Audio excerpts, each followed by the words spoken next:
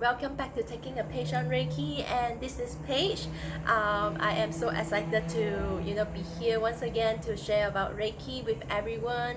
Thank you for joining us. If you are new here, please subscribe to the channel. Love and Signs. We have videos from different practitioners every single day, talking about different topics. So feel free to subscribe to us. Turn on the notification button so that you'll be notified when a new video is up. And if you are a returning viewer, welcome back and thank you for joining us on this Reiki learning journey. I'm so excited, so happy to have you here. Thank you for joining us. And yeah, today we are on episode 11, and I'm going to talk about Reiki Practitioner and usage of substances. Okay, by substances I do mean alcohol, recreational drugs, or even herbal medicine, or any other addiction. I have to say, sometimes people think tobacco smoking is addiction, or coffee is an addiction. I will also including them into substances, because all these substances to help us, to help our body function, to help us to in a way alter the conscious state. Okay, so yeah, like different substances alter the consciousness on a different level, but yes, all of them I will group them under substances just for easy to explain purpose. Okay, so yes, I would have to say my take might be a little controversial, so feel free to disagree. And if you have any thoughts of your own, any take that you have learned, feel free to share down in the comments. And it's okay to disagree. Share your experience, share your opinion. I always love when someone is like having a different opinion than me, because that is going to bring me a new perspective on things. So yeah, like there's no right or wrong. Feel free to share your thoughts on this topic as well. Okay, so without further ado, let's dive in here. It is going to be a little long today, the video. Yes, so yes, once again, it might be a controversial take, but I am not against practitioner taking or using substances, that means alcohol or recreational drugs mainly, okay, when they are active, when they're still actively practicing Reiki or any other energy work in the daily life. Okay, once again, I'm not against it. There was a time that I was against it though, especially when I learned about such rule in that Western Reiki. For me, as someone who has actually grown up in a country that's actually discourage usage of drugs, alcohol for religious purpose. Okay, this mindset that says alcohol and recreational drugs are bad also easily seep into my spiritual practices, my energy practices. So yeah, like when Western Reiki introduced me to it, I just easily quickly take it up, like this is part of the practice, and everyone should kind of like follow the rules. However, we have to look at things like alcohol, recreational drugs, herbal medicine, even other addiction. They are not inherently bad though. Like some of them, okay, I would say like even most of them could be harmful for the physical body at some point. Okay, however, I would have to say it has a lot to do with the person using it and how the person is using it. Okay, it's just like guns are not inherently bad. It's the person who uses it and the intention behind it that can make the usage of gun be bad. So yes, I also like to, before I dive deeper into this, I like to thank all my students in Reiki study, like my previous Reiki study students, and all the clients who have pointed out to me on this topic, on educating me on this topic before. I want to say thank you so much for sharing your point of view, sharing your perspective on spending time to educate me on your experience, your story, sharing with me your take on this. It is greatly appreciated. It opened my eye. I'm really grateful for all of you. Thank you. So yes, let's talk about why people would say alcohol and recreational drugs are not compatible with Reiki and also many other energy practices. Okay, I have 3 points here, but of course that's not limited to these 3 points, but yes, one. Okay, alcohol and recreational drugs or even other substances, okay, they can actually alter one's consciousness. These pair with energy work, okay, especially when one is deeply under influences, okay, may cause one to be able to channel high amount of energy. Okay, high amount of energy, it can even be like an amount of energy that the person themselves are not ready to handle. Okay, so in this state, a person might easily channel enough energy and does think that they might not necessarily has the knowledge or the capability to reverse the effect. Okay, or they could end up channeling too high amount of energy that can actually stress up their body, burn up their body, or otherwise. And yes, second point, okay, alcohol and recreational drugs, to an extension other substances as well, would actually destabilize one's energy field. Okay, this has to do with the outer consciousness part. Okay, so when one's consciousness is outer, okay, the person might be able to access different realms. They might be able to access different dimensions. They reach different universes or timeline. Okay, and sometimes they can able to, because they're channeling such high amount of energy, they might be able to do all of these things simultaneously. Okay, and doing this, it can actually scatter one's energy across all these different realms and dimensions and so on, and hence rendering energy itself, the person's energy itself, not just the energy field, to be unstable. And of course, the point is that the alcohol, recreational drugs, and to an extension many other substances can actually dehydrate a person. And seeing that we do need water, we do need liquid to channel energy into our body to assist the smoother energy flow.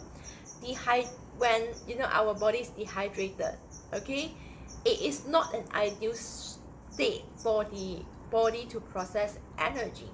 The body might need to put out more effort to process all this energy. The body might get stressed up. So yeah, I believe, of course, all these 3 points, okay, all these 3 points does call for caution when one is practicing energy practices like Reiki, okay, and they are taking the substances. But that does not, I have to say, it does not mean that one has to cut off alcohol, recreational drugs, and other substances in order to practice Reiki or any other energy practices. Be caution. Like, I wouldn't say that one has to completely cut it off, but have to be extra caution of what you're doing, and whether you are actually in a state that you are capable of doing what you're doing. There was a blog that I have written sometimes back. Okay, I will have the blog link in the description down below. If you feel called to, you want to read further on this topic, feel free to click on the link and go to my website to read it. But yes, in the blog itself, I've actually listed the reason on why forcing someone off their substance reliance can be a bad idea. Okay, I'm not going to go detail into it, but long story short, we can't actually force anyone off or onto something, especially when they are not ready to. Okay, so forcing someone off their substances reliance prematurely, okay, would actually cause more stress to the person, and the person might not have enough of that willpower to stop doing it. Like, stopping and substance reliance itself is already an uphill battle, but if you are forcing someone to stop it before they are ready to, it is even more challenging. Okay, so yeah, like I have listed, I've stated the reason on that in the blog once again, so feel free to go on and read that. But yes, of course, if the person is ready, if the person decide that they no longer want to rely on the substances through their life, that when they make that decision, when they actually have that willpower, and we can actually at that time, okay, use Reiki to assist someone to slowly cease out of the usage of the substances. That can actually be a better solution to that, like compared to forcing them to quit the substances usage before they are allowed to practice Reiki. I have to say, it is actually very effective for one to utilize Reiki to help them, help them to slowly stop using substances. When the person, they want to quit their alcohol, their, recreational drugs, reliant, they can actually use Reiki, they can give themselves Reiki, they can give their substances Reiki, and slowly help themselves ease out of it.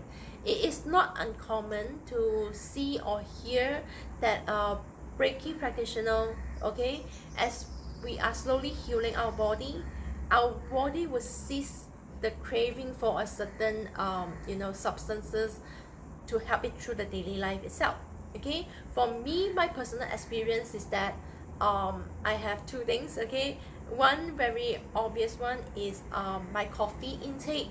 Coffee is a substance itself. Okay, it can be an addiction, and as a freaking Capricorn Asian person over here, that I actually back when my earlier day, I actually need about I actually need at least 3 cups of coffee to stay up throughout the day and to be able to function. And sometimes I would drink up to 5 to 6 cups just to keep myself awake and to power through the day. Yes. But after my Reiki practices, I noticed that my coffee intake has gradually gone down. Okay, nowadays I am able to get by with 1 or 2 cups of coffee. Most of the time, I don't even need it. I just enjoy the taste of coffee, and I like it more than tea. So I do drink it like once in the morning, and sometimes just relax, and have a chill time at a tea time, 4 o'clock or something. So yeah, I don't like, over time as I practice Reiki, my reliance on coffee itself has ceased, from 5 to 6 cups, which is a high amount of coffee. And I usually um, drink it very strongly. Okay, I can even drink like a few cups of like espresso, and I still can tell you that I can feel sleepy afterwards. And so yeah, like my caffeine intake, that is a very big indication that after my Reiki practices, it has slowly wind down. Another that is very telling is my alcohol tolerance. Although I grown up, not being encouraged, like not saying not allowed, but it is not encouraged in our country. So I grown up, I didn't have much chances of having alcohol. Okay, however, in my mid 20s, late 20s, I started to drink alcohol, and I count myself a pretty good tolerance. Like I can drink like 4 to 5 cups of glasses of beer, highballs, like two glasses, and I can still functioning, feeling a little giddy, laughing and everything, but not to the drunk level. Okay, after my Reiki practices, I can now drink just like 3% alcohol, like fruit beer in a can. And after that can, I can half an hour later, I can tell you that I feel sleepy, and I feel like very giddy, and I need the bed, the kind of feeling. So yeah, like Reiki itself is very helpful to slowly heal one's body. Okay, so that they would slowly adjust, to a more healthy or more neutral state. And with time, the body would have enough, it is healed enough that it does not need all these additional substances, additional things to keep it functioning. Okay, so I would like to encourage everyone to see Reiki as a tool to help those of you, those of you who need substances to go through the day. Okay, you can use Reiki as a helpful tool for you to slowly cease out of your, substance reliance, instead of needing to, needing to quit them before you even practice Reiki. Like, if you're doing that, I would say, like, if you're doing that, if you're forcing other people to do that, you're literally taking away the tool for them, and ask them to survive on their own or drown, so in a lot of ways, this video is meant to encourage those of you who need, who still have that reliance on the substances, to give Reiki a try if you feel called to. There is no regulation. You should not feel that you have to quit, your substances reliance before practicing Reiki. Also, I like to highlight, okay, this is a very big one that some of my students actually are educated me on. There are people who need certain, certain substances to actually properly function in their daily life. Okay, there are people who with chronic pains. There are people who are recovering from injuries. There are people who are relying on, all these substances to actually calm their nerves for sleep, or even relax, or, properly concentrate in their daily life. So these people would need to use the plant medicine. They have to use their substances to leave the struggle enough, okay, so that they can properly, concentrate, and concentrating on even like, a Reiki session. So to say that one cannot practice Reiki without quitting their reliance on substances, is once again taking away valuable tools for those who, all these tools are making a world of difference for them. So yeah, like, for those of you who are still feel like, you are against it, once again, it's okay to disagree, but I like to encourage those of you who, who has been feeling that you can't do Reiki, you can't practice Reiki without quitting your, your substance reliance. I like to invite you to try, because sincerely, this is not a rule in traditional Japanese Reiki. I also like to bring up one point, okay, before we actually close up today's episode, is that, okay, we all know, okay, Reiki is actually an intelligent energy, okay, and second point is Reiki assists in everyone and everything, okay. So does it make sense to say that Reiki also assists in alcohol and recreational drugs as well? And doesn't it make sense that we can also use Reiki to enhance the property within the substances we use, so that it could help one to better assimilate into, our energy practices, So yeah, once again, I'm not encouraging, Reiki practitioner, energy practitioner to, to drink alcohol or to use substances, especially if you don't feel called to. But for those of you who, need these substances to function in your daily life, and you feel called to, practice Reiki, you feel called to start your energy practice, then I don't see why not, try it, to learn the practices, and in some way, shape or form, make it your own, to let energy work with you, instead of, you having to change everything about your life to fit into an energy practice. A lot of times energy and our practices, collaboration is go hands in hands, and there are ways that, a person can work around things, okay. And yeah, like, if you really have been struggling with, needing the substances, and you feel like Reiki can help you, then try Reiki. Try to practice, like learn level 1 Reiki and give yourself healing and see how it works out for you. Once again, it literally helped me to, elevate my not the caffeine and alcohol intake myself. So I believe that it will also help you with your with your struggles with your substance usage, if you feel like you want to cease using that much substance for yourself. So yes, I would of course highly encourage everyone, if you're practicing Reiki or energy work and then you're using alcohol and recreational drugs, do be mindful. Okay, just like every energy workers, every Reiki practitioner should be mindful of what they are doing with the energy itself. Okay, and the intention, have to set the intention right, and clear the room regularly. These are the things that is, I would say, everyone should be mindful.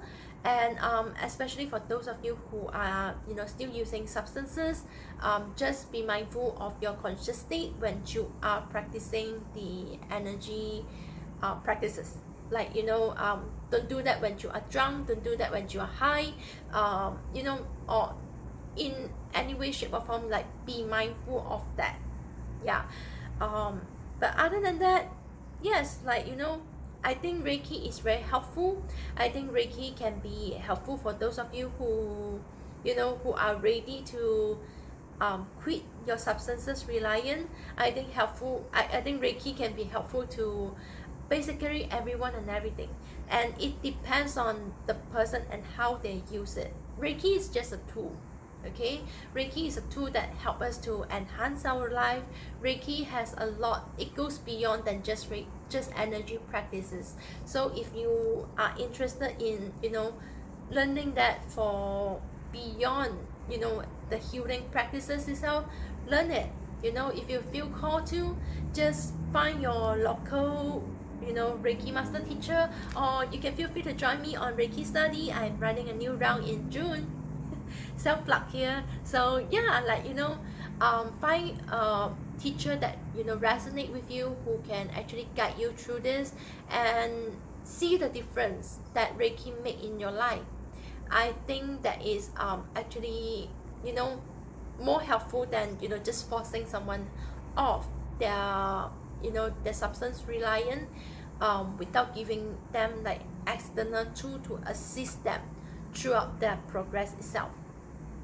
So yes, enough of me rambling. So if this video is helpful to you, this episode is helpful to you, please feel free to share to your peers, your those people who is struggling with substance usage and interested in in quitting, in stopping their substance usage. Feel free to share the video with them. If you know anyone who are interested in learning Reiki, however they were stopped by this rule about having to stop their substance reliance before learning Reiki, please feel free to share the video with them. And I hope this is an encouragement for those of you who are who are looking for looking to learn Reiki and wanting to use Reiki as a tool to help you to improve your life. So yes, if you love this episode, if you if this episode has been helpful to you, please feel free to like this and share with your friends and share with those people who you care about, who who is interested in learning Reiki, as well as feel free to subscribe to the channel, and I look forward to see you soon in the next episode. Bye!